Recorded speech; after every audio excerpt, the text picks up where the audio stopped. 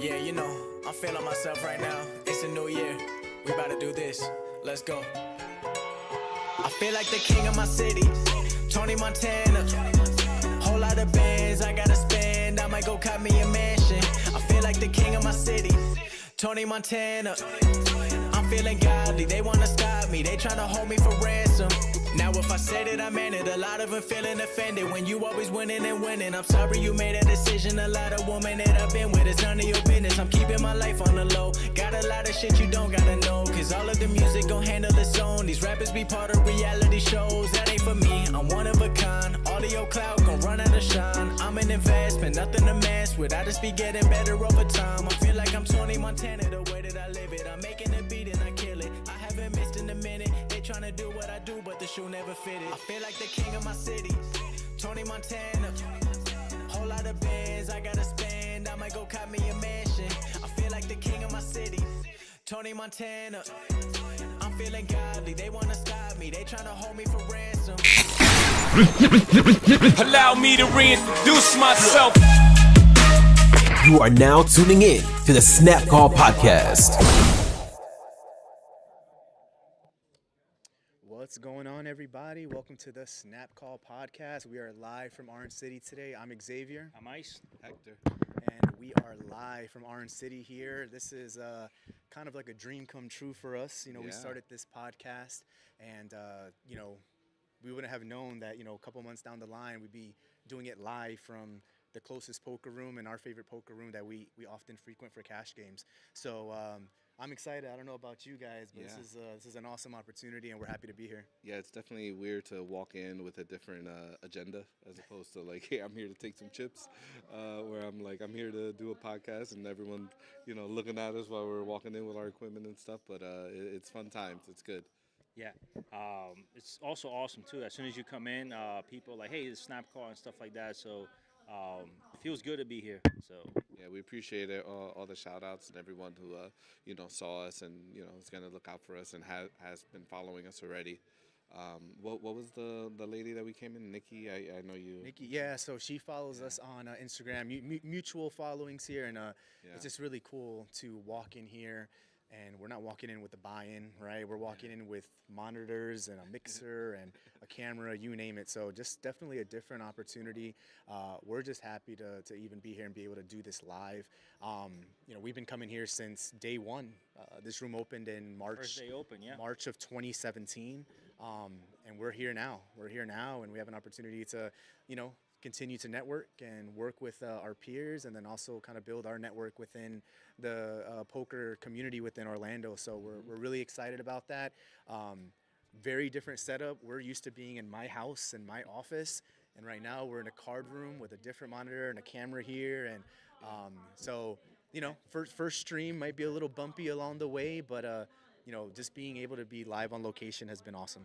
Yeah. It's actually, this is honestly what we wanted to do, you know, like, hey, let's partner with a poker room, and we were fortunate enough to get the opportunity to partner with Daytona and Orange City. Yeah, and it's a whole different vibe to talk about poker, but also hear, hey, Ryan, you're up for 1-2 in the background. Yeah. You know, so it's definitely it's just all the atmosphere all coming all together, and it's just great. Yeah, and you know, for those people that don't necessarily know what's kind of going on, for those people saying these guys are all of a sudden streaming at Orange City, you know, we have a really cool opportunity to work with Orange City and Daytona and their parent company, Delaware North, where we're going to be doing multiple podcasts per month on inside the card rooms themselves. And we've also partnered with them to host a $5,000 guaranteed prize pool tournament once a month as well. The first one's going to be October 5th here in Orange City, and the second one is going to be in Daytona on November the 2nd. So just a really cool opportunity for us to have an excuse to come out to the card room, get to meet people, talk poker, talk sports, and then also get some cards in as well. I mean, it's pretty much the best mixture that we can possibly think of.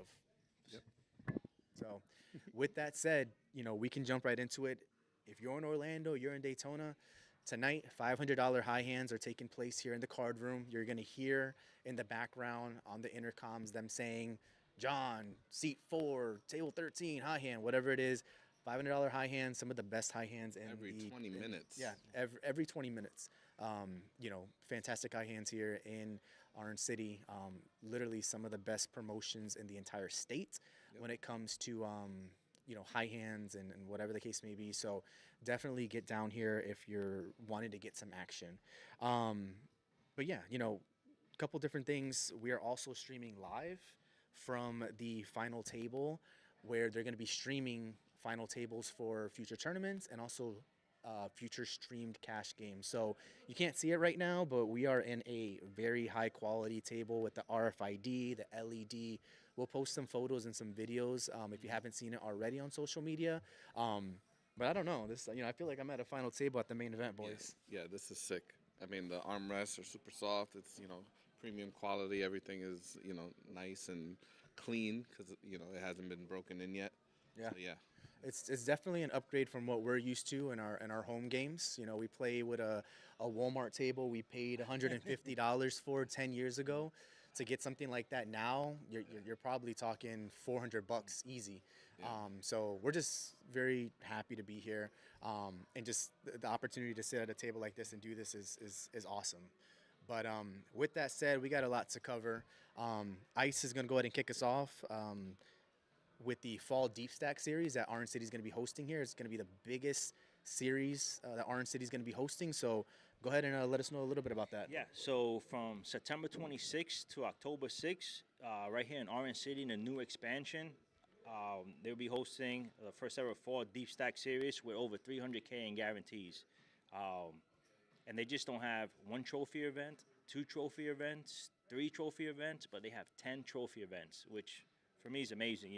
These aren't like participation trophies and stuff like that. It's like you have to earn it, and it's pretty cool. You sign up for a tournament, and you have a chance to win a trophy, take it home, and doesn't compare to like a World Series of Poker bracelet, but it's still like you can still put some hardware on your shelves at the house. What do you guys think of that? Oh, yeah, absolutely. Especially one that's nearby. Like say, hey, I won this in my backyard over there. It's bragging rights. It beats your chest. It feels good.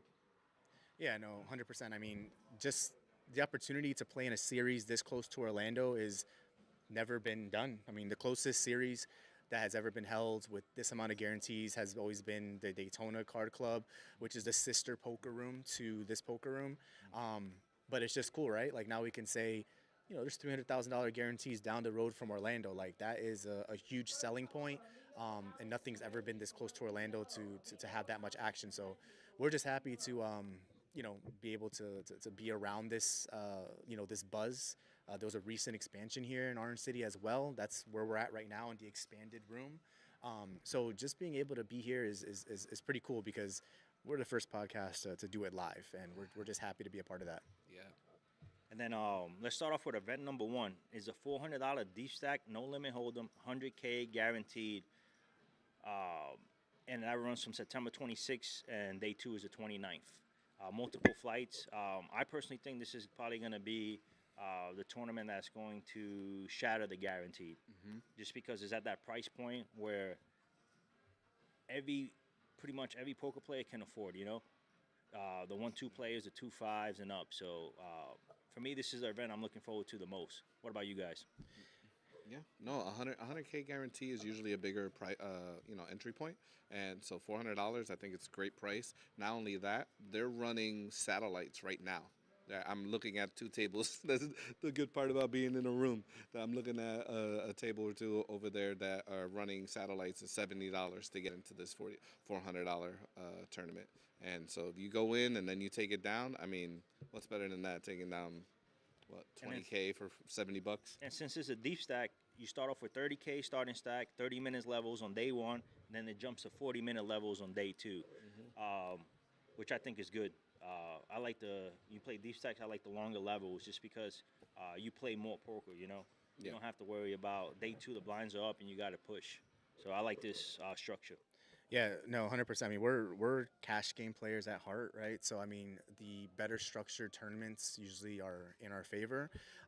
But just knowing that it's not like a typical turbo is awesome. Like, that's what we like. 30-minute levels goes to 40 minutes on day two. That's great. I'm just stoked that the very first tournament the very first tournament in the first series that Orange City's hosting is a 100K guarantee. Like that's not a small guarantee. Yeah. You know, we're talking first place at the end of the day is probably going to be getting 25 to 30,000, give or take. That's huge. So they're putting a statement out there that's saying, come play, huge guarantees, pretty much a brand new room. Like they're saying, you know, they're challenging people to come and shatter this guarantee, and I agree with you. I think that one's going to get shattered. There's a couple of other ones in there that have lower guarantees, but I think they'll get shattered as well. But outside of the main event of the series, that's definitely going to be a marquee event that is going to do very, very well. For sure. And like And I then, said, if you want to get a better deal than the deal that's already being offered, come on over and take advantage of these satellites. And then jumping to event number 2, it's going to be of the 4-card type. We're going to PLO. It's a $300 pot limit Omaha 5K guarantee, and that's on September 26th. And that's 25K starting stack with 30-minute levels. You always got to mix in PLO. I know the guarantee is only 5K, but PLO is always fun tournaments to play. Oh yeah, I see that one being one of those tournaments that has multiple rebuys left and right. You know, especially with the bad beats that you get in PLO, you're instantly going to be like, you know what, I want to go ahead and rebuy because I just got a bad beat, and for $300, a pretty friendly price pool, a pretty friendly buy-in, and a pretty friendly guarantee. I think that's a no-brainer for a lot of people. This is one of the tournaments that if you run bad and you be like, how you down 3K and the buy-in was $300? It's like, yeah, because I fired 10 bullets in this. That's PLO for you, so. We'll be on the lookout for anybody who's we see going to the cashier multiple times. Maybe get them on the podcast. And then jumping to event number 3 is the Deep Stack Mix PLO, PLO 8, and PLO O. 10K guaranteed, and that runs on September 27th. 25K starting stack, 30-minute level. If you're a PLO player, you run into that degenerate playing, which 4 cards or 5 cards, which Big O is. I think it's fun adding these mixed games and all these different types of games besides No Limit. So that's pretty cool to have that in the series as well, too. Yeah, mixed. We talk about it all the time, right? Like how mixed games at friendlier price points will allow more people to try them out. You know, you go to the WSOP, you're going to play probably a minimum of $1,500 to play most PLO tournaments, right? Like not all, but most, especially PLO 8, Big O. So, no, I love that. I love that the price pool or the price point for that tournament is friendly enough where people want to take a shot, they can do it. Yeah, with that price point, it's like if you know how to play PLO, but then you struggle a little bit with Big O, you can kind of like a practice without spending $1,500, $2,000, $3K to get into a tournament. So I think it's a perfect price point, especially for this area, and I think they're going to do good in this tournament. Absolutely. Agree. Jump into event number 4. We got a Deep Stack Black Chip Bounty, No Limit Hold'em, 10K guaranteed, and that runs on September 29th. 25K starting stacks, 30-minute levels.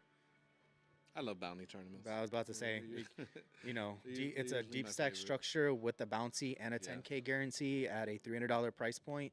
That is going to be another popular one. Bounties are just fun in general. I'm hoping. It doesn't sound like it's going to be a mystery bounty where they're going to be pulling like envelopes. Yeah. It's probably going to be a fixed. Well, it's a black chip bounty, so it's a $100 bounty. But regardless, I think that's going to be a fun one. You know, people like to target other people in bounties, so that's going to be fun. Yeah, personally, I love it just because if you have the guy covered and you're trying to place a bet, you're like, okay, and in most tournaments, you try to get the max. So if the max is like 3/4 of his stack, on these tournaments, you're like, you know what, let me push them all in just in case he does call. You know, I eliminate him and I get that $100 chip. So Exactly. And what do you need? You need three people? Yeah, three people, people you're to break breaking even? Yeah, you can't beat that. And then since we are in the state of Florida, you know, this is technically the retirement state. Event number 5 is a $300 senior deep stack, 50 plus, no limit hold'em, 5K guaranteed, and that runs on September 30th. 25K starting stack, 25K, and 30-minute levels. And that's, I think that's going to do good. During the day, you see a lot of the older crowd here, so I feel like they have that tournament where just like, hey, you know, these young GTO guys, let's get them out of here. Let's just play just us. What do you guys think about that? I think Barb's gonna take it down. If Yeah. you ask me personally. No, and if you guys don't know who Barb is, you'll meet Barb if you ever play in Daytona or Orange City. But yeah, I mean, you got to have a seniors tournament, any sort of big series. I think that'll be a popular one. Obviously, not invested in that one because we can't play, but it's always good to have special niche type of events. Yeah, every time we come to Orange City, there's an old man coffee somewhere. So I think there's enough of them that they're catering to a good segment of their customers with that one. Event number 6 is an event that looks familiar, and we give you more details a little bit later, but it's a $200 Monster Stack, no limit hold'em, 5K guaranteed, and that runs on September 30th. 30K starting stack, 20-minute levels. It's perfect price point for everybody to play. I think this is targeting more the 1-2 players that are trying to make the jump to tournaments. This is the way you do it. You know, I'll say I know the entire series is called Deepstack Series, but I just love that there's not one event that's not a deep stack. Like, and I mean, and I say that, but it's because you want to be playing in a tournament with a healthy amount of chips. It prolongs your tournament life. I just hate turbo structures in general. Yeah. You know, like no one wants to be pushing six levels in. Like you want to get your money's worth. And you're gonna get your money's worth in every single one of these tournaments. Yeah, if you're gonna waste let's call it a buy-in, you know, where you could be using that money for a cash game, you want it to be worth it. And you know, even if let's say you lose or you think you're gonna lose because it's a tournament, that's just how it goes. You at least want a good amount of play, you know. So having these deep stacks and these long lines, it's really gonna make it worth it. And I think a lot of people will be like, yes, I want to do that. And event number 7, it's a good event to kind of like build a bankroll and kind of get into tournament grind. It's a $300 deep stack, no limit hold'em, 10K guaranteed, and that runs on October 1st. 25K starting stack, 30-minute levels, and that runs at 11 a.m. If a deep stack tournament wasn't enough, a monster stack tournament's gonna get your money's worth for sure. Definitely sensing a lot of similar theme amongst a lot of these, right? Deep, good structures and deep stacks, all friendly price points. You can't beat it. And then event number 8 is ran on that same day, October 1st, 6 p.m. start time, and it's a $200 monster stack, no limit hold'em, 5K guaranteed, with 30K starting stack, 20-minute levels. Nice. That's a good balance of poker all day. If you want to play tournaments, you can do the 300 during the day and the 200 at night. Oh yeah, let's hear about that event number 9 though, because that's what a lot of people are going to be coming out for. Yeah. So event number 9 is the $1,100 Orange City Deep Stack main event, 200K guaranteed, and that runs October the 3rd to the 6th. 40K starting stack, 40-minute levels. Day 1 is 40-minute levels. Day 2 is 60-minute levels.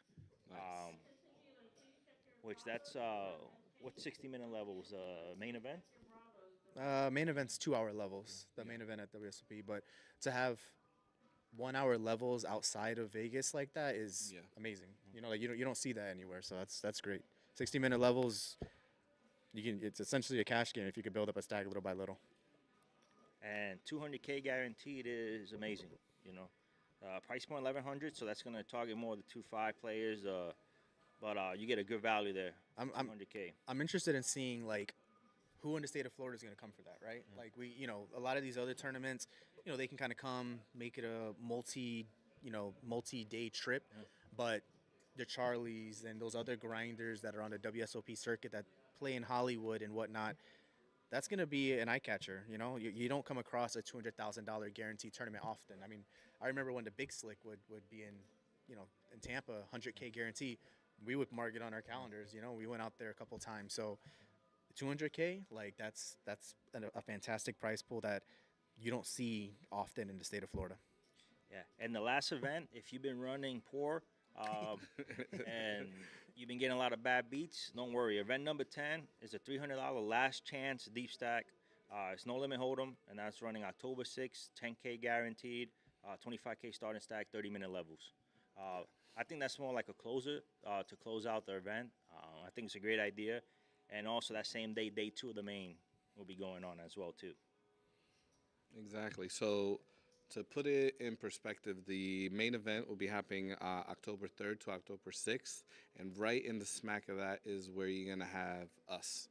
That's where you're gonna see us. So that's one of the things that we've been talking about here is we are having we're calling it the Ship It In Deep Stack Tournament hosted by Snapcall. And that's gonna and that's go. gonna, and that's gonna be on October 5th, right? So that's going to be right smack of the main event, and so people busting out of the main event or playing cash, and they're going to you're going to want to shoot over to our snap call tournament.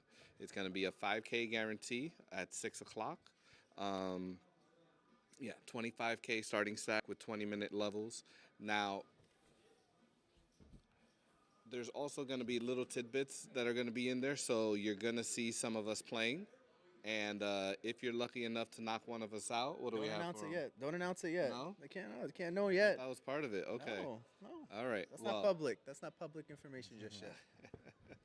Okay. But just target us. We'll put it that way. Just Yeah, target us. just and target us. it'll You're make gonna the see tournament some interesting. of us. All right. You're gonna see some of us in the tournament.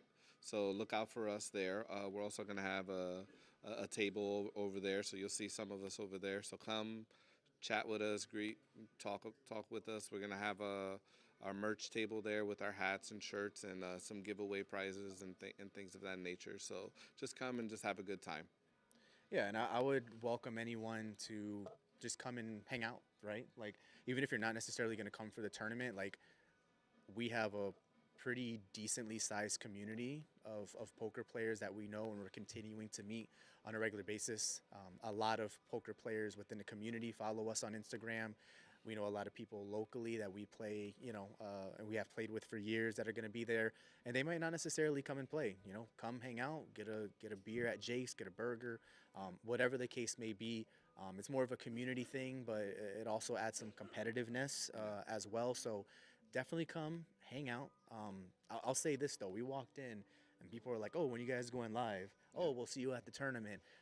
So it's going to be a great turnout. We're really excited about it, and just humbled that we're at Orange City and we're going to have a Ship It In tournament, Yeah. Deep Stack tournament named after us. So just a cool opportunity, and we would love everyone to come out. Yeah, just 4 guys who went from a living room, to the card room, and it definitely means a lot to us. So we appreciate all the help and all the support that we've gotten and will get, and we'll see you guys on October 5th. Yeah. Once again, October 5th, come out, show some support. We'll be doing interviews as well. So if you guys are not camera shy, we'll be asking you a few questions, and then also. Pretty much with this $200 deep stack, we always talked about having our own tournament. So when they have mentioned us that we can have our own tournament, this is pretty much what we wanted to do. So this means a lot to us. Yeah. If you guys can come out, even if you guys don't play, if you guys can dedicate so much time to the tournament, you have the 1-2 games, the 2-5, a lot of cash games you guys can jump on. Go to the bar, have a beer, just have a good time. Yeah, and we're gonna keep going with this every month, and you'll see different things from us though. We have a lot of ideas, and we'll definitely switch up formats, switch up this, switch up that, and we'll just never keep it stale for you. So the Ship It In Deep Stack by Snapcall will be something to look forward to each month. Yeah, and one thing, it's in the middle or towards the tail end, like Hector said, of the Fall Deepstack Series. Like, what can't go unmentioned is how busy the room is going to be. Mm-hmm. There's going to be a lot of people here playing cash, playing in a tournament. So if you're worried about action, if you're worried about the high hands, I can guarantee you it will be the busiest day of the year for Orange City, with just the amount of tournaments taking place and it being in the middle of the Fall Deepstack Series. So, And that's a 6 p.m. start time. 6 p.m. start time on that Saturday. Yeah, so we're excited. We're excited. I don't think we can overstate that. Yeah. So going into just more fun, I guess this is completely sideways. We saw that they're going to make an Ocean's 14. All right. So Ocean's 14, George Clooney, Brad Pitt are right now are the main ones that are spearheading it. So they're getting a new director. So no matter what, it's going to be a different feel, different, different vibe. So I don't know how you guys feel about that. Right now, it's just an offer out to Edward Berger. He's won a couple Oscars for his latest movie, the Steven Soderbergh. They just wanted to go a different route, and those are his 3 trilogy, which were amazing. So what do you guys think? I mean, they haven't put the offers out to Damon and Casey Affleck and all them yet. But how do you feel? I mean, when I look at movies in general, the Ocean series is like in my top 10. Fernando.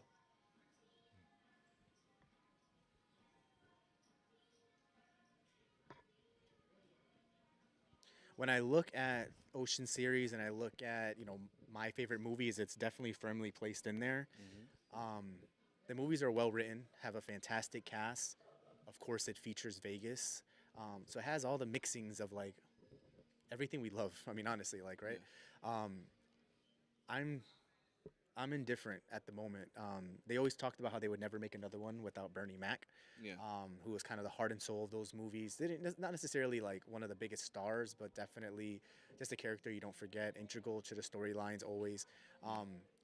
So I'm a little bit interested to see why they're kind of coming together and doing it now. We're talking almost 20 years since the last one, 17 years, give or take? Yeah, So, 07. so I'm interested to see why they're doing it now. I'm not opposed to it. You're still going to have an all-star cast, but I don't know. I don't know how I feel about it. I miss Bernie, and I feel like we're gonna miss his Interesting presence. thought. Like if it was Clooney and Pitt and they got a script and they were like, wow, we need to tell this story, then I'm all for it. Which they said they have a script that they love. But yeah, if it was just like them two, like, hey, we should do a part 4, part 4. I don't know how I feel about that. But yeah, I mean, no matter what, I'll go see it. Yeah, I'm a sucker for mafia movies, casino movies, Vegas movies. So it's just like, no matter who's in, I'm going to see it. Hopefully, it turns out good. Thing is, they have a high standard to live up to, so hopefully they can, exceed that. But I'm excited. So It makes me wonder what a storyline now would look like, right? Yeah. Like, I think the number one thing I'd be most excited for is the fact that, we're doing Vegas in 2024 now, right? So we've got, all the newer hotels, Aria, Cosmopolitan. The Wynn existed, I think, back then, but it wasn't featured. Yeah. So I'd love to see a lot less mafia run Vegas. Yep. And I'd love to see the newer hotels be involved and definitely be pictured. And it for sure has to take place in Vegas for me to be interested. Yeah. And that's number one. But I'd like to see some of it take place in Fremont. Fremont has not been shown before. Yeah. So I think that'd be kind of cool if they had some action scenes in Fremont, Golden Nugget, Binions, Circa. Like, that would be a really, really cool thing, I think. So sky's the limit, but again, I'm a little indifferent still at the moment. Yeah. Well, we'll see. So switching up gears, one of the big things we like to talk about is football and sports. And I'm a little afraid to get into this topic because I'm a little hurt. My Patriots lost last night against the Jets. But long story short, Aaron Rodgers is back. He has the Jets at 2-1. And on Thursday Night Football, the Jets dominated my Patriots 24-3. If you guys don't know, I'm a big Patriots fan.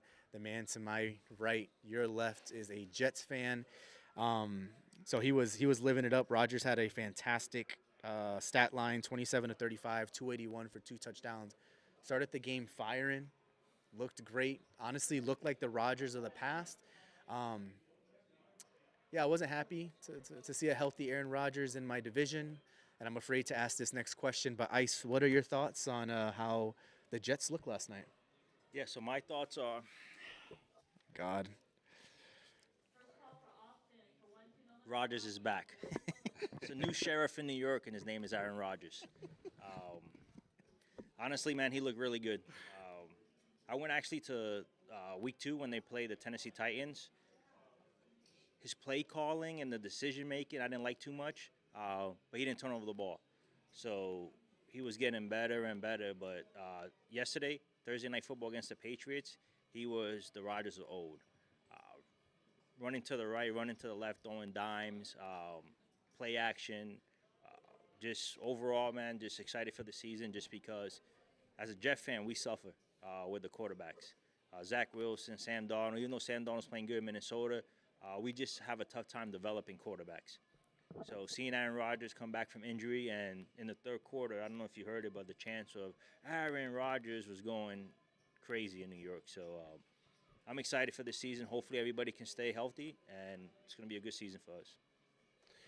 Yeah, I mean, I give credit where credit's due, right? I mean, they absolutely dominated the game from beginning to end. It's one of those things. It's kind of bittersweet, right? Not happy that my Patriots lost, but the league is better when players like Aaron Rodgers are healthy. It's a good story. He got hurt on the third play last year or something like that. It's a cool story. Not necessarily happy he's in my division, but I don't expect too much from the Patriots anyway. I just wish we look a little bit more competitive. You know, our quarterback is struggling, and he's an absolute veteran. Should not look that overmatched, especially our O-line, but it's a pretty inexperienced O-line. Kind of is what it is at this point. It's a good storyline for football. It's a good talking point for us. But I don't want to talk about the Jets ever again. I have one more thing. Also, as a Jet fan, we've been getting worked by the Patriots the last 20 years. So coming out and seeing Aaron Rodgers light up the Patriots and seeing his first game actually kind of be in the form of the old Aaron Rodgers against the Patriots, it felt so good yesterday. So switching up gears, going to the matchup of the week, the Cowboys versus the Ravens. For those that aren't up to date, Cowboys just got absolutely walloped by the Saints. And then the Ravens are now 0-2. And this is supposed to be one of the strongest teams in the AFC, not necessarily just in the AFC North, but they're a contender for the Super Bowl. So the big question is, who needs to win more, Dallas or Baltimore? And does it really come down to specifically Dak or Lamar? What are your thoughts? Yeah, so by the Eagles losing last week, I feel like this is a must-win for Baltimore. Just because 2-0, the Steelers are 2-0. The Browns are a tough matchup in that division. And also, who's the other one in the division that's tough? Oh, the Bengals. The Bengals are 0-2 as well, too. So if the Ravens fall to 0-3, you know, it's especially all the trash they were talking when Kansas City beat them. Like, if this is all they have, they're in trouble. You lost to the Raiders last week. You shouldn't lose to the Raiders. And then as far as Dallas, by the Eagles losing, I feel like they can lose this game and still kind of fight for that division with the Eagles because the Giants are not going to compete. Giants can't even get 100 yards on offense. So it's just and then the Redskins are not good at all, too. Or the Commanders are not good at all. So it's just this is a must-win for the Ravens. Yeah, it's a must. I'm torn, right? Because I've been pretty tough on Lamar lately, and I think for good reason. I don't look at this as like a Lamar versus Dak type of thing. I definitely think Baltimore is a team that needs to win here, without question. I don't look at it as Lamar versus Dak because Dak's defense let him down last week. Dak was still gonna do his thing. He still almost put up some yard. You know, he still almost put up 300 yards or something like that. Now, granted, he was playing from behind, so he absolutely needed to, but that fell squarely on the defense.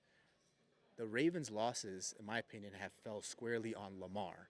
They had a chance to at least tie the Chiefs to go into overtime the very first game. He missed two receivers in the end zone. And then he didn't look that great last week either. So this is an MVP type of candidate, but someone we talked about during our conversation the other day was, has he plateaued? Has he peaked? And it wasn't necessarily, has he peaked this season? It's, has he peaked in his career? And I think it's a real conversation. He looks like the Lamar of last year. Looks like the Lamar of the year before. There's always going to be question marks around him. I'm just really curious how he's going to look to come out. To me, it's more on the Ravens to come out and win, but I don't know. I'm losing a little faith in Lamar as the weeks go on because the years have already passed, and I just don't see progression overall. Yeah, so, the pressure's on Lamar. He's the MVP of the league. He got paid last year. So it's just you can't start 0-3. You guys are favored to go against the Chiefs in the AFC championship game. So, and losing to the Raiders, you cannot lose to the Raiders. The Chiefs, yeah, but the Raiders, you cannot lose to.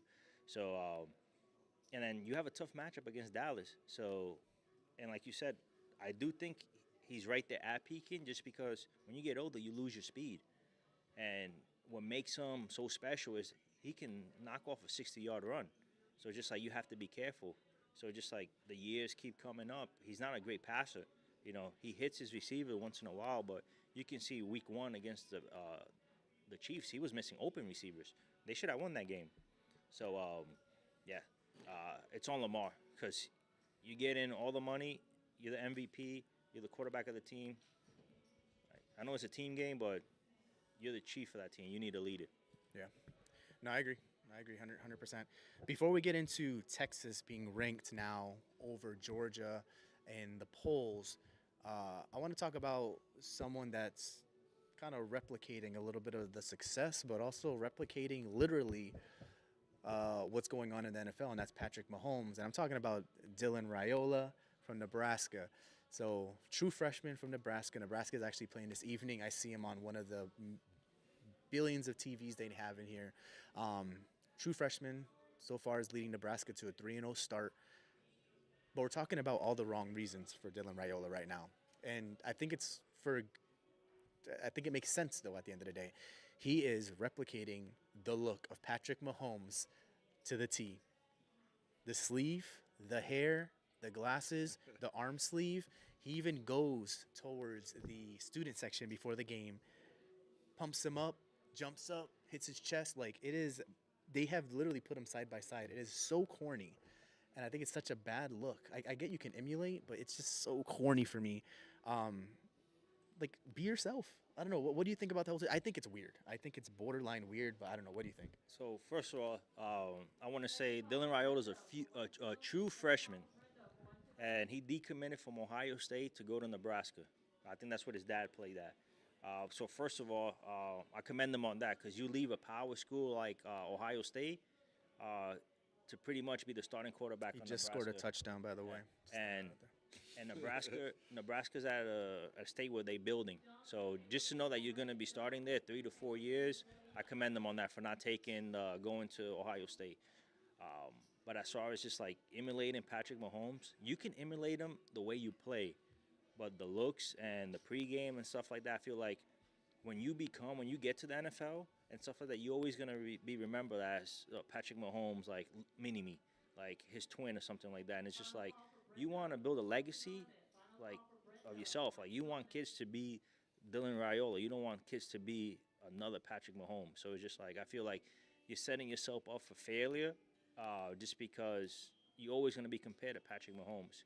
And one day you might be better than Patrick Mahomes. But the odds of that happening right now with the way Mahomes is playing is slim to none. So, honestly, just come up with your own identity. Because we always make fun of Jason Tatum for trying to be Kobe. But you don't see Jason Tatum try to look like Kobe. You know, he just tries to, say some stuff. That's another one right there, Jason Tatum. But You guys said he's a freshman, right? a true freshman. He's a Yeah. freshman. Oh, that's young, man. He's So here- finding his own way. so You here's- were not the same when you graduated. Here's my you know what I thing. mean? Do it in the bathroom at home. Yeah. Do it with the Yeah. door locked. Do it when you're 7 years old and you got an action figure of John Cena flying through the Yeah. air. To be a 18, 19-year-old freshman on the college stage and to replicate it to the T Haircut, glasses. is everything. weird. And this is the worst part. Yeah. He denies it. Yeah. They brought it up and he denies it. He's like, So "Nah." to me, it'd be like, yeah, that's my boy. I want to be just like him. I would find it weird, but at least you're not denying it. So the fact that he's denying it is just like, bro, come on. Denying like we don't look alike. Like No, denying that he's not trying to be him. he's Denying just that he's not trying to be his look. Gotcha. And that is just borderline Yeah. weird. He- It's he- just weird. He says something about wearing number 15 because of Tebow. Tebow's a good guy and everything like that, but I call cap on that just because Patrick Mahomes is also 15 and you have the same haircut, same glasses, same everything. You're trying to be Patrick Mahomes. We gotta put a side by side for you because when you see this, like you're gonna be like, oh, okay, I can put it up. I'll look it up. Like it is weird. It is weird. And I call cap on the Tebow thing too because when was the last time Tebow played? 10 years ago, right? Like 10 plus years ago. So he was replicating Tebow when he was 9. Okay. but why do you look like Mahomes? Yeah. Like, No, and I like everything, like his play, like the sidearm throws he does, because Patrick Mahomes does a lot of like unordinary stuff for a quarterback, but he gets it done. So it's just like, and It's he just a headshot. I mean, I see it with the. no. You hair and gotta facial gotta hair. look up Dylan Raiola, Mhm. Patrick Mahomes, like, Gotcha. and you'll see, like, put it up on TikTok. You will see videos of him trying. Like, this is my thing. Patrick Mahomes don't look like the regular dude that you're gonna go see at Publix and order in a pub sub. Yeah. Patrick Mahomes is a very unique looking person, very unique style, and you just can't get away from it. So just put it like this in poker terms, right? Yeah, I see it. If a old guy, Weird, bro. It's weird. yeah, if It's so weird to me. if an old guy starts wearing a cowboy hat, right? They got the same shades. Yeah. No, he's a You have to watch video, I'm telling you, because his antics. Yeah. The whole thing before the game, Okay. like Mahomes literally runs to the crowd. He does like one of these, goes like this. Like, I can't do it. This is little nephew, man. I can't do it. It's that's the- weird. You yeah. are a grown person. Well, that's the thing. Like, he's getting paid, obviously NIL. He's most likely gonna make the NFL, and you always gonna be Patrick Mahomes, like little Patrick Mahomes. Yeah. Like, I won't be surprised if he changes his name now instead of Dylan Raiola, Dylan Mahomes, or something like that. Because it's like, The biggest thing, and to wrap it up really on this guy, is Raiola. he is denying it, and I think that's just adds to the frustration. It's weird. I get it. Just don't deny it. Like that. That's what makes it a little bit weirder, and I can't get away from it when you're trying to deny it. But nonetheless, let's follow up on Dylan Raiola in a week, and let's see if he's still doing Patrick Mahomes stuff, which I'm sure he will. He just scored a touchdown. There you go. That's He's It's right there. 10-7 right Look at now. that. That's They're Patrick- winning 10 that's and 7. Patrick Don't get me wrong. Mahomes stuff. And I think that's frustrating, right? Yeah. He's so good that he can do his own thing, Yeah. and yet he chooses to be another person. But whatever. I'm trying to give a term or an example outside of football. Yeah. But yeah, I can't. It's hard. in poker, like if an old guy wears a cowboy hat, You. they automatically assume it's Doyle Brunson, right? I mean, that's different. That's a little tough. But I get what you're saying. I get what you're saying. Especially while you're It's wearing like- a cowboy It's hat. just I figure a lot of people wear cowboy hats in poker. We saw a fake Doyle Brunson in Miami one time. Yeah. That's the only one poker-wise I can see. Like, No, but you get it. It's Yeah, it's just I get what you're saying. It's the mannerisms. Yeah. That make it I mean, weird. I guess if I saw someone with ski goggles, I would Phil think. Lock, yeah. Yeah, I would think Phil Lock. I don't know. You know. It's weird. But just not knowing anything about him, I would just say he's a freshman. That's what 17, 18. By the time you're 20, that's a lot of growing. Yeah. He's got a lot of growing, and he'll find his footing. Yeah. Good catch, Syracuse. All right. Texas ranked number 1 now over Georgia. Texas had again a convincing win. We'll talk about their the quarterback situation going on at Texas, which is super interesting, and it's going to have a lot of implications moving forward. But Texas going over Georgia. Georgia barely escaped beating Kentucky. Very surprising for what should be an extremely dominant Georgia team. What are your thoughts? Do you agree with that ranking? I don't, just because Texas did play Michigan. They beat Michigan, but Michigan is not the same team. And then also Georgia, for me, like, yeah, they had a tough time beating them, but for me, you still have to prove that like you're better than Georgia to be ranked on top of them. Just because they lost one game in 3 years, and it's just like I wouldn't put them number 1 just because besides Michigan, they haven't played nobody good. I have a different take. I actually agree with the ranking. I think sometimes we become so married to what a team has done years back that we're not focusing on the team at hand. I agree. Georgia's been dominant for years. It should be taken into account. But this is the way I look at it. Texas had their backup in, who is better than Quinn. Archie Manning is better than Quinn Ewers, and they look just as dominant. Georgia settled for field goal after field goal to barely beat a Kentucky team that has no run game by 1 point. That's not the making of a number 1 team, and it might just be a wake-up call they need. Maybe in a week, Georgia gets a dominant win and they go back to number 1. But I'm okay with the ranking simply because Texas has looked that dominant to be awarded the number 1 ranking overall. So yeah and no. Just because for me, like, just with Georgia is like you can't go what they did in the past, but everybody's gonna have a game they struggled. Last week was Georgia. The week before was Alabama against USF. It's just teams that give you a tough matchup. Um, but hey, they have to show what they can do now. They're in the SEC. I know. That's my thing is know. I can understand if it was a Bama. Yeah. You're gonna struggle against a Bama team because they're always gonna play you very well. But a Kentucky team that can't run for crap. I mean, I think that's my biggest thing is that you gotta look at the level of competition, and they play down to their level of competition. I feel like. Now Archie Manning, do you think with Quinn being hurt, obviously he's gonna be starting moving forward while Quinn's hurt, but Quinn comes back, what do you need to see from Archie for him to supplant Quinn? Or do you think he's done enough up to this point to supplant Quinn? So I think he's done enough, but I don't think he should start. I think Quinn's your guy. He took it to the college playoffs last year. Who they lose? They lost to Michigan, and he got injured. Archie Manning came and lit it up, but this is your guy. He's a senior. This is last year. I think you just need to roll with Quinn. I prefer, honestly, Arch Manning, just because he's younger, and as a Texas fan, if he's starting as a sophomore and can lead you to a championship, you have his junior year, and most likely he's going to stay his senior year just because all his uncles did as well too. He doesn't need the money. He's getting paid NIL, plus he comes from a family of money. But if I'm Texas, I roll with Quinn. You can't do him dirty like that just because he took you to the college playoffs and he beat Michigan. Like, he played really good against Michigan this year.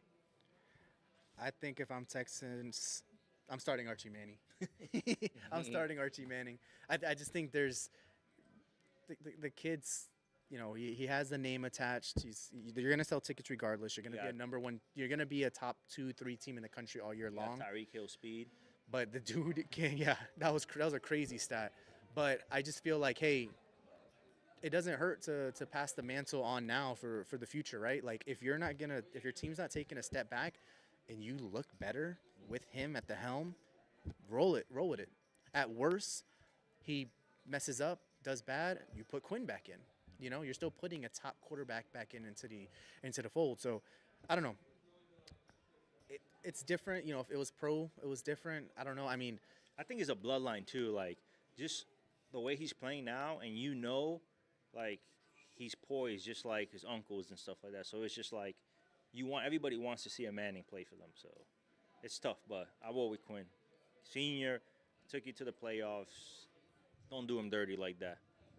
Yeah, that'll be interesting. So matchup of the week: Oklahoma at number 15 versus Tennessee at number 6. Oklahoma hasn't looked like a typical Oklahoma team, and then of course Tennessee, who's just absolutely demolishing teams right now. What are your thoughts on that? Who do you have? So this week, it's not really a lot of good matchups. This is like the matchup of the week. I'm going to go Tennessee. Tennessee's been playing really good. They can run the ball, and it's in Oklahoma, but at the same time, Oklahoma hasn't really shown that, like, they clicking on all cylinders. Offense and defense are a little out of sync. I think Tennessee will win by 2 touchdowns. I was just going to say, I don't think it's going to be close. I don't think either team's very good at defense, but I think one team is astronomically better at offense, and that's Tennessee. And that hypo offense with Nico, I see him hanging 45 on Oklahoma, in Oklahoma. Like, I think Tennessee is that good. I don't think it's going to be close. But next week, September 28th, we got Georgia versus Bama. Me and you are kind of low-key Bama fans. What do you think of this? Do you think with, some of the regime changes, right? Saban's not there anymore. You got Kalen as the coach. Bama may not be the powerhouse they were once, but then you also got a Georgia team that might be kind of struggling. Do you think this matchup is going to live to the hype that we've seen in the past? I believe so. I feel like Jalen Milroe can, like, cover that gap of coaching differences. For example, Kirby Smart's one of the best coaches in college. Alabama had the best coach in college in Nick Saban. So with Kalen coming in, it's just like I don't feel he's at that level or Kirby Smart, but he also has a superstar quarterback that can lead him. And the last time Bama lost like that bad was when Clemson had Deshaun Watson. Like Dabo is not a better coach than Nick Saban, but he had that superstar college player at the quarterback position that can give trouble to Bama. Yeah. But for me, Georgia's an all-around better team. I'm going Georgia. Yeah, I think and this hurts to say. I knew Bama was gonna come into the year looking strong. They looked fantastic, obviously, the first two games. Jalen Milroe, I'm not 1,000,000% certain that he is as good as a quarterback as we think. And I hate to say that. He's obviously super athletic. He struggles to throw. For some reason, they struggled against USF the other night, who they struggled against last year, surprisingly. So I don't know. Bama has not looked like the Bama of the old with him. He's just such a weapon, though, that you can't count him out. I think it's going to be low scoring. But even it being low scoring, I think Georgia's going to win. And I think they're going to win kind of convincingly. I think it's going to be a touchdown lead, and they're going to milk a lot of clock. I'm glad you brought up the UCF game. If Nick Saban was coaching that team, they weren't going to fumble 3 times. They were going to be ready to play. I feel like they didn't come out ready to play. You're talking, the USF game. USF game, yeah. Bama against USF. Under Nick Saban, that's not going to happen. Like, you fumble 3 times, you be in the transfer portal the next day. He does not play that. So I feel like Kirby Smart will get these guys ready to go more than Kalen will get Bama to go. And Jalen Milroe, for me, he beat Georgia last year. He got that 17-year-old receiver that's, I think, breaking records at his age in college. So it's just like, I feel like Georgia's just the more dominant team. Yeah. It'll be interesting. The game's always good, always one of the best crowds. It's going to be a hostile environment. It's in Bama, so It's in Bama, and Bama is obviously one of the best teams at home. It's going to be good. I think this is going to tell us whether, Milroe is, legit or not. He's going to be tested like he hasn't been tested all year. This might be that game, right? That if Georgia wins convincingly, might put him back over Texas in terms of the polls. So yeah, I think the winner of this game would be ranked number 1. Yeah. Just because you have to take a number 4 and a number 2 going at it. Whoever wins has to be number 1. So if Bama barely beats Georgia, would you put them above Texas at number 1? Yes. Just because Texas' notable win was against Michigan. Michigan's nowhere near the team as Georgia is this year. And then also, see, my thing is who's Bama beat this year? Like that's like a convincing and nobody, but they're gonna beat Georgia. If they beat Georgia, who has Texas beat? Just Michigan. So what's a more valuable win, against Georgia or against Michigan? But my thing is Texas has had all convincing wins. Bama has not, and Georgia has not. So not to defend Georgia, but USF is better than all these teams besides Michigan that Texas played. Texas played like what they played, Texas Tech Central or something like that. So no, I mean I agree. I just look at like even if the resumes up to this point are amazing, because yeah, it's early in the season. They haven't really some conferences haven't or some teams haven't started conference play. It's still one of those things where it's like you can only go by what's in front of you, right? And Bama got by USF not convincingly, and Kentucky was. Georgia was lucky to beat Kentucky, in my opinion. I mean, they won by 1. And then also, if Jalen Milroe can play good and beat Georgia, I think he's sitting on top of the Heisman, probably with Travis Hunter, just because Travis Hunter plays both sides of the ball. That'll be interesting. I don't know. That'll be interesting. It's going to be a good game. That one will not take place until next Saturday, so I'm sure we'll have an opportunity to talk about it next Friday. When we are live here again at Orange City. So switching up from NFL, history was made like no other yesterday in the MLB. Yes, history has been made in the MLB. Big shout out to Shohei Ohtani, first player ever to reach the 50-50 club. It's amazing. Just his size to be able to steal 50 bases. He's 6'4", 2-something. So and the fact that he's able to steal without worrying about getting injured. You don't see that. You see once you get to superstar caliber, like A-Rod and stuff like that, they stop stealing bases. They don't want to get hurt. And then not only did he get the 50-50 club, but the way he did it, probably the greatest performance in a single MLB game. He went 6 for 6, 3 homers, 10 RBIs, 2 stolen bases. Insane. Just to get 6 at bats, it's hard enough. What's the 50-50 club? 50 home runs and 50 stolen bases. Gotcha. First person to ever do it, and a person of not even just like So his so international not really a club. superstar. Just him by himself. I mean, he's by himself in that club. Yeah. He's in a class that no one can Yeah. say they're in. I mean, let's put it this way: like the game of baseball is America's pastime. Is there anybody close? This game is 100+ years old. There's 40-40 No one's ever clubs, done it. but there's never 50-50. Gotcha. Yeah. And I think only one other player might do the 40-40 club this year, and that's Jose Ramirez. I think he's Yeah. close to it. Okay. But outside of that, I mean, it's not. It doesn't happen often. So, I think the biggest thing is like what you said. Like typically,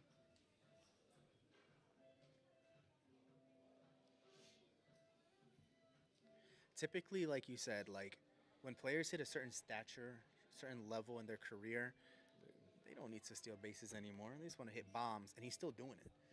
I think I read something about like his most stolen bases in a season was like 25 or 26 before this year. He doubled that in his first year with the Dodgers. Like that's insane, unheard of. We talked about the Dodgers game a little bit yesterday beforehand, and I don't believe in conspiracies like that, especially when it comes to MLB, outside of Shohei cheating, sports betting. But I will say this. It almost looked like they were giving him the 2 home runs yesterday. That's how bad it looked. He ended up hitting 3 yesterday, going 6 for 6. They won 20-4. Yeah. Like, are you kidding me? It almost looked scripted to get him what he needed. He got the 50th stolen base in the first inning, and then he hit 3 bombs to be at 52, I think, for the season. It's nuts. You just don't see it. Obviously we're big Aaron Judge fans at the end of the day. I think he's probably the best overall hitter in the game, but Shohei may go down as the best player ever to play the game. Just simply his pitching, his fielding, and just what he's doing at the plate. It's insane. It's never been done. Yeah. Just put it like this: that I feel like here and maybe like when he retires, the MVP award will be named after Shohei Ohtani. I think he's going to break Barry Bonds' record of most MVPs. And this year he's not pitching because he was injured. So imagine, look at his stat line: 294, 51 homers, 120 RBIs, almost 200 hits, 176 hits, and 51 steals. And imagine him pitching every 5 games and dominating as well too. Exactly, and that's the thing. When he's on the mound, it's almost an automatic that he's going to give you a chance to win. And he throws over 100, which is unreal. It's crazy. I saw a picture of, I've always known he's a big guy, but I saw a picture of him next to some of his teammates, and you forget how big of a dude he is. I mean, he's massive. Like you don't see it. Baseball uniforms are probably the one uniform that you don't really realize how big someone is because full long pants out the time. But his arms are massive. The dude is a tank. There's a reason why he's hitting 450-foot shots and hitting bombs out of Dodger Stadium. And I feel bad for anybody in the NL that's trying to win an MVP. Won't win one. They won't win one. Lindor's having an amazing year with the Mets, and he plays elite defense. He got the Mets in the playoffs right now, and I don't think he's going to get one first-place vote just because Ohtani has been on another level. I love that he went to the National League because I would have hated to have the argument we had last year or the year before, which was Judge and Ohtani and this. And it's just like, listen, Judge, if he's healthy, he can win it every year. Ohtani's an option to win it every year too. And I'm happy that they're both in different leagues because now we have the opportunity to potentially watch them both win it the next 3 or 4 years each. Like, I mean, they're both that good. Just an insane season, something we've never seen before. And once again, with Ohtani going to the Dodgers, like this is like a baseball fan's dream just because we don't see him in the playoffs when he's with the Angels. So like we're losing Ohtani, playoff Ohtani. So now we get to see him in October, in the playoffs, in the postseason. I feel like that's a gift that he gave to Major League Baseball and the fans, just to see him in October play. Because you imagine you win all these MVPs with the Angels, but they never make the playoffs. You don't even sniff a World Series. And now with the Dodgers, they're probably the front runners in the NL to make the World Series. It is it hurts to see how good the Dodgers are. The rich get richer. The Dodgers are an amazing squad. You got Freeman, you got Betts, you got Teoscar Hernandez. They got Tommy Edman, who actually really, I'm a big fan of Tommy Edman. He was a Cardinal. I tend to like Cardinals players. But then to get Ohtani and to put him on that contract, international superstar, one of the biggest markets in MLB, it's just unfair. It's unfair. And, we are Yankee fans, so we tend to, be pretty spoiled in terms of who we get. But it's just insane. But it's good for baseball at the end of the day. And I'll be honest, his $700 million contract, he's underpaid for what he's doing. Yeah, he's gonna bring $700 million in merchandise alone. Yeah. Literally. What do you think about Shohei Ohtani? As someone that doesn't watch baseball, like what you hear about him, what do you know? I know there was some scandal with him sports betting. Yeah, which I don't care what anybody says. Because we covered that earlier, in one of the earlier podcasts. But that's about it. And the way you guys are describing him, it makes me think of that Brendan Fraser movie, The Scout. Which one's that one? So it's I forget who the guy is, but he goes to South America and he finds Brendan Fraser, who's just I've seen so many movies. Actually. Yeah, he's a pitcher, and they bring him to the Yankees. And his first game, he pitches a no-hitter, and then he hits 3 home runs to give him the win. So on our earlier podcast, I had said with Ohtani, if he's innocent, he has to play like Kobe. When Kobe was going through that thing, he came out and was scoring 50 points, 40 points a game. Yeah. And Ohtani is doing that, like the whole betting situation and stuff like that. He silenced the critic by having a 50-50 season. Mm-hmm. And it's just like that's the way you can prove you had nothing to do with it, and just people will forget is by producing. No, he's definitely putting his money where his mouth is, if that's the term. I don't know if they would ever change American baseball to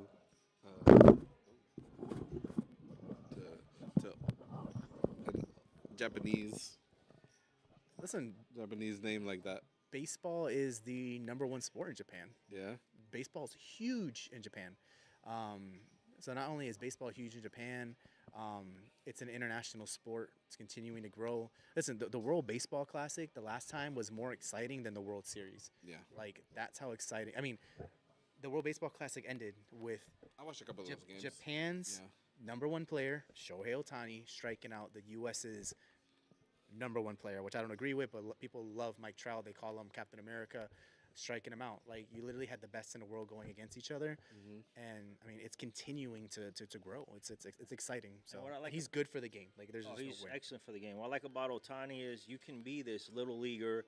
When you get to high school, you don't have to pick a position. You can pitch and hit at the same time, and he's proven that he can do it at the elite level in the major leagues. Because not only is he the best hitter in the game, but he's also one of the best pitchers in the game.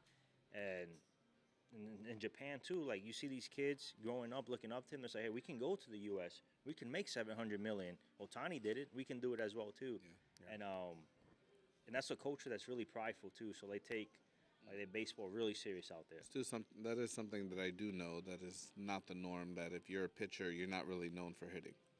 You don't hit. Yeah, you don't hit. So back in the day, they had a DH, which they did away with. Pitchers don't even hit anymore, which they should have never even had that situation.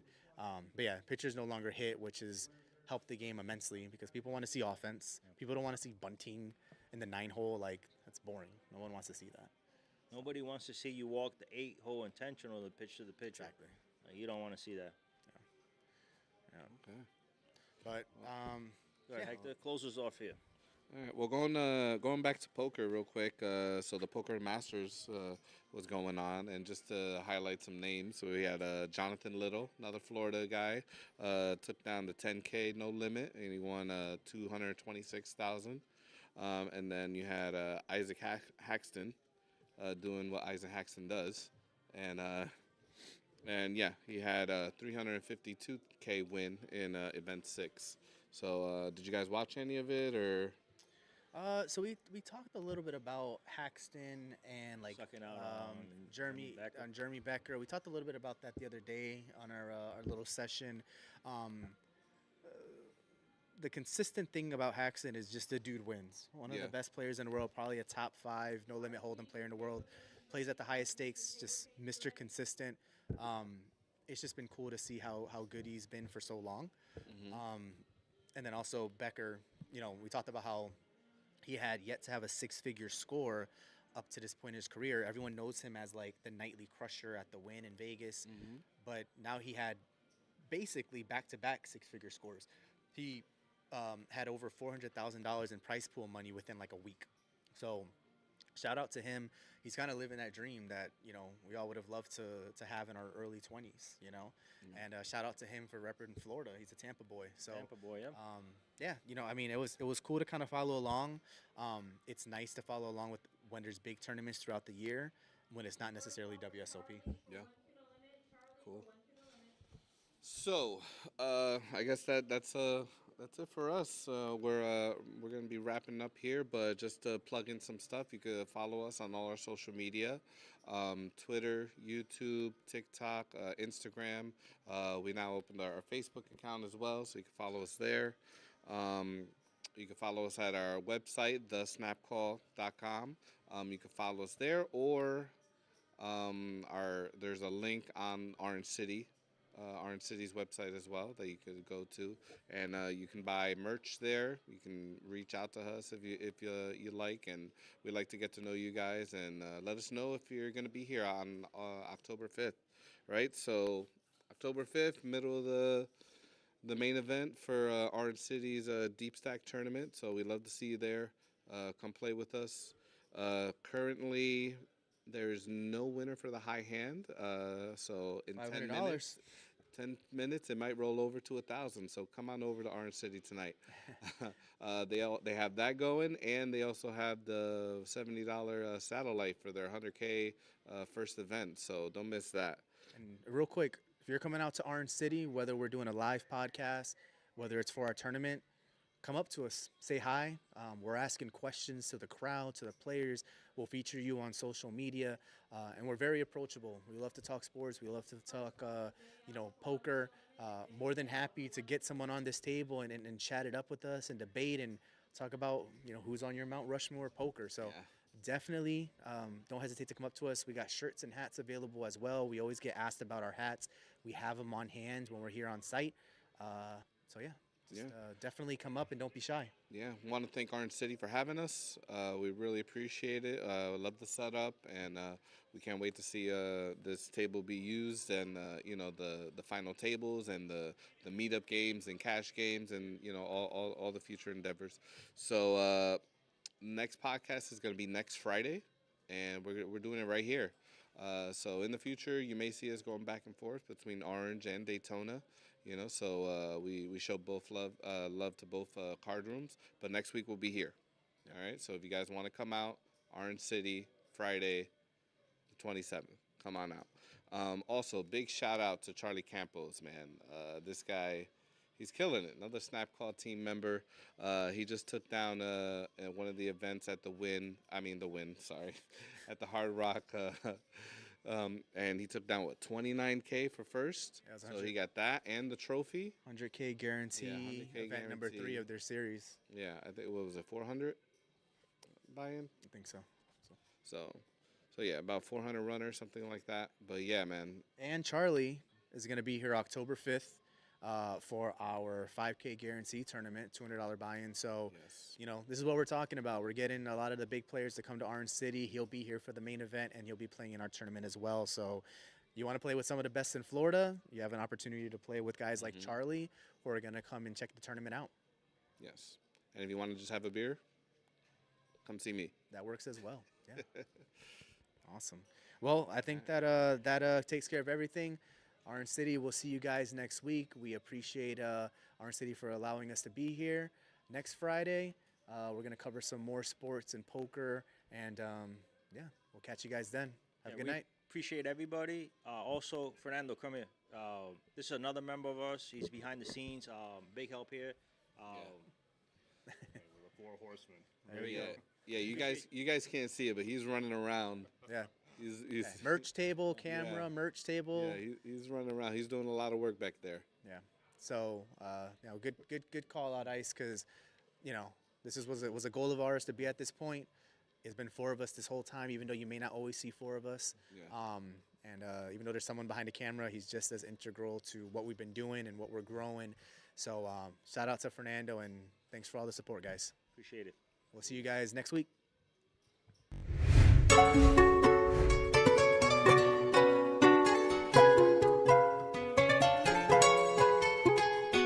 Yeah, I'm feeling myself right now. It's a new year.